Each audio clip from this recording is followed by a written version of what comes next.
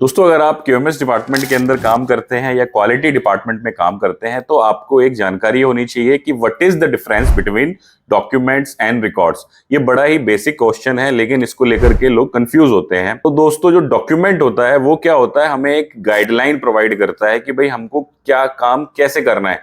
कि जैसे मुझे अगर प्रोडक्शन करनी है तो प्रोडक्शन करने का क्या तरीका है, वो एक डॉक्यूमेंट के अंदर लिखा हुआ होगा। ठीक है। और डॉक्यूमेंट हमेशा क्या होता है, लाइव होता है। मतलब कि उसने को हमने हमेशा लाइव के तौर पे फॉलो करना है, कि उसको फॉलो करके ही हमने कोई भी प्रोसेस या काम करना है। वहीं अगर मैं रिकॉर्ड की बात करूं तो रिकॉर्ड क्या हो गया कि हम कोई भी जो एक्टिविटी कर रहे हैं, चाहे वो डॉक्यूमेंट में डिफाइन होगी कि भाई हमने ये काम करना है। जैसे डेली की प्रोडक्शन रिपोर्ट हमने करनी है, ठीक है, ये किस में लिखा होगा, डॉक्यूमेंट में।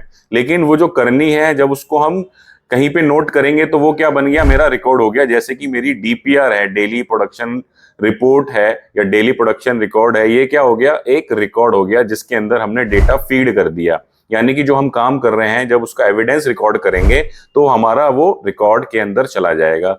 ठीक है। जैसे डॉक्यूमेंट जो है वो लाइव है, रिकॉर्ड है एक पास्ट डॉक्यूमेंट। मतलब जब हमने उसमें लिख दिया तो वो एक पास्ट हो गया, वो एक रिकॉर्ड हो गया। ठीक है। तो ये बेसिक डिफरेंसेस हैं डॉक्यूमेंट्स और रिकॉर्ड के अंदर। डॉक्यूमेंट्स के अंदर अगर एग्जांपल की बात करें तो कंट्रोल प्लान आएगा, वर्क इंस्ट्रक्शंस आएंगे, एसओपी आएंगे, प्रोसीजर्स आएंगे।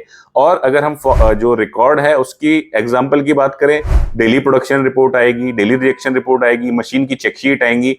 तो बेसिक ये डिफरेंसेस हैं दोनों के अंदर।